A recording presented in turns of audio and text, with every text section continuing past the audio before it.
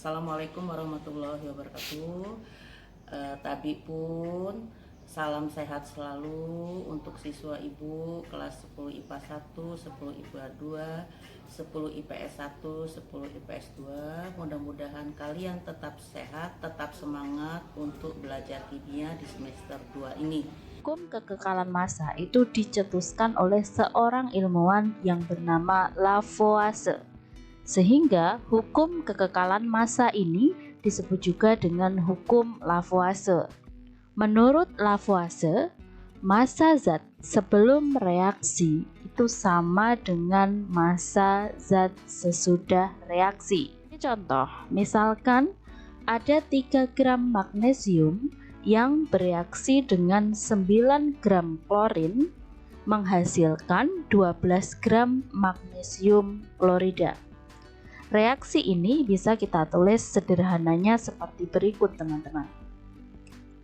Ada magnesium bereaksi dengan klorin menghasilkan magnesium klorida. Magnesiumnya tadi yang bereaksi adalah 3 gram. Kemudian klorinnya yang bereaksi adalah 9 gram. Ternyata hasil yang didapatkan yaitu magnesium kloridanya adalah 12 gram. Di mana 12 gram ini merupakan hasil penjumlahan dari massa magnesium yang 3 gram tadi ditambah dengan massa klorin 3 tambah 9 sama dengan 12. Jadi inilah yang dimaksud dengan hukum kekekalan massa, bahwa sekali lagi massa zat sebelum reaksi, jadi ini dijumlahkan sama dengan massa zat setelah reaksi. Contoh lain, 4 gram natrium bereaksi dengan 6,2 gram klorin itu ternyata menghasilkan 10,2 gram natrium klorida. Sederhananya bisa kita tulis seperti ini, teman-teman. Natrium bereaksi dengan klorin menghasilkan natrium klorida. Natriumnya tadi 4 gram di sini, kemudian klorinnya adalah 6,2 gram. Sehingga menurut hukum kekekalan massa, maka massa zat hasil reaksi dalam hal ini adalah natrium kloridanya adalah 10,2 gram.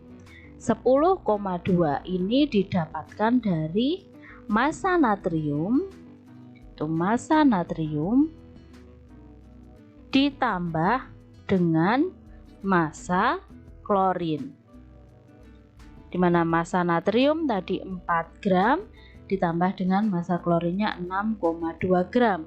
Hasilnya adalah 10,2 gram. Seperti itu adalah hukum kekekalan massa. Hukum perbandingan tetap itu dinyatakan oleh Proust. Sehingga hukum perbandingan tetap ini sering juga disebut dengan hukum Proust. Proust menyatakan bahwa perbandingan massa unsur-unsur dalam suatu senyawa selalu tetap. Nah, Proust ini melakukan beberapa percobaan, teman-teman, sehingga diperoleh hasil sebagai berikut. Pada molekul air atau H2O, perbandingan massa hidrogen dan oksigen yang membentuk air selalu tetap, yaitu 11% hidrogen dan 89% oksigen, atau H berbanding dengan O sama dengan 1 dibanding 8. Hasil yang kedua adalah pada molekul CO2, perbandingan massa C dan O di dalam CO2 selalu tetap, yaitu 27,3% C dan 72,7% oksigen, atau C dibandingkan O selalu 3:8.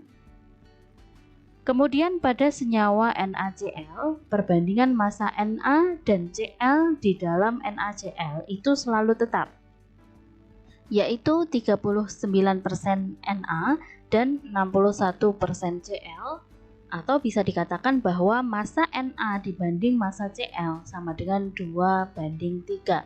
Jadi teman-teman, di dunia ini air itu massa pembentuknya yaitu hidrogen dan oksigen itu selalu tetap perbandingannya, yaitu 1:8.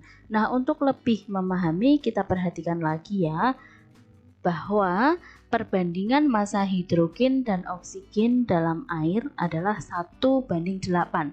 Jadi di dalam air itu perbandingan hidrogen dan oksigennya selalu 1:8. Jika perbandingannya tidak 1:8, itu pasti ada salah satu reaktan yang bersisa.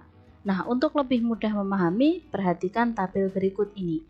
Jadi ini adalah tabel yang berisi tentang massa reaktan dan massa senyawa yang terbentuk, yaitu air. Perhatikan di pertama ini bahwa massa hidrogen itu 1, massa oksigen yang membentuk air itu 8, sehingga massa air yang terbentuk yaitu sesuai hukum Lavoisier kemarin, maka ini 1 ditambah 8 massa air yang terbentuknya, sehingga yang terbentuk adalah 9 gram. Nah, perbandingannya itu harus 1:8 teman-teman. Maka ini untuk yang bersisa, maka ini enggak ada yang bersisa karena ini sudah 1:8. Hidrogen dan oksigennya sudah 1:8. Kemudian yang kedua, ini massa hidrogennya 2 gram, massa oksigennya 16 gram, sehingga massa air yang terbentuk adalah massa hidrogen tambah massa oksigen, 2 tambah 16 berarti 18 gram air yang terbentuk. Perbandingannya harus 1:8. Kita lihat lagi, hidrogennya 2, oksigennya 16. 2:16 itu kan kalau disederhanakan sama dengan 1:8. Artinya apa? Artinya tidak ada reaktan yang bersisa.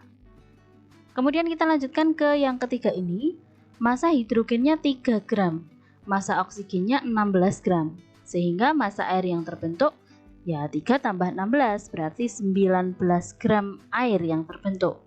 Perbandingan hidrogen dan oksigennya itu harus 1:8.